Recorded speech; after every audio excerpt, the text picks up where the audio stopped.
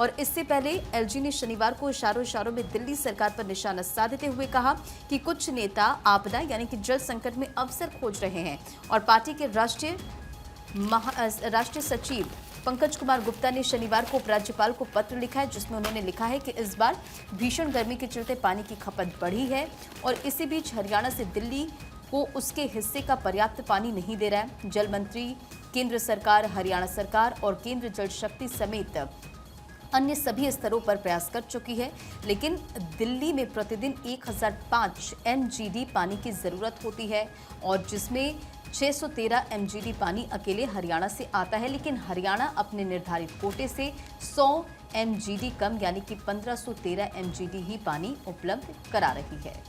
तो देखिए किस तरीके से दैनिक जागरण इस वक्त मेरे पास है और जो दिल्ली का पेज यानी कि जिस पर राजधानी की खबरें हैं उसमें सिर्फ और सिर्फ ये ही यानी कि जल संकट से जुड़ी हुई खबरें हैं। सबसे पहले हेडलाइन है कि जल संकट पर पड़ोसी राज्यों पर आरोप लगाने पर एलजी ने की आप सरकार की आलोचना। एलजी ने कहा कि सरकार ने पड़ोसी राज्यों पर दोष मढ़कर समस्या को और ज्यादा बढ़ा दिया है।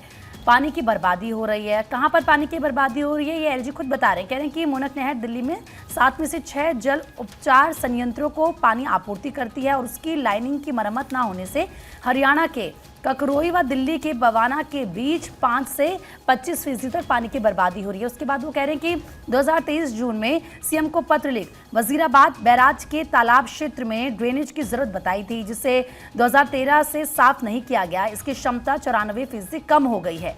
एक साधारण गणना से ही पता चलता है कि पिछले दशक के दौरान तालाब क्षेत्र की गाद के कारण दिल्ली ने 9,12,500 मिलियन गैलन पानी नदी में बहने दिया, जो पानी सीधा सीधा बर्बाद हो गया और आज दिल्ली वाले इस पानी के लिए तरस रहे हैं।